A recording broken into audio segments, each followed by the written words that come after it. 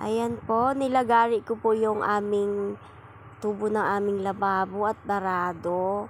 Nakailang light powder na po kami dyan. Kaya lang ayaw talaga. Yun pala, punong-puno po pala siya. Hindi talaga makadalo yung tubig. Inipon lang ng light powder yung mga sebo. O, ang dami. Halos kalahating di pa po siya. O, diba? Ang dami po niya. Mabaho din siya. Kaya lang walang magawa. Kaysa naman wala kang magamit na lababo. Ang baho po niyan. Pero okay lang, pasintabi sa mga kumakain. Ayan po, pasintabi po ha. Mahirap din maglagari ng ganyan.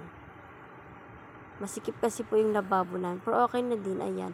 1 week po akong hindi nakagamit ng lababo, kaya ako na lang lumagari. Tapos dinikit ko na lang ulit. Dinikit na lang po yan ng asawa ko ulit. Nilagari ko, tapos nilinis. Bye! Salamat sa panonood!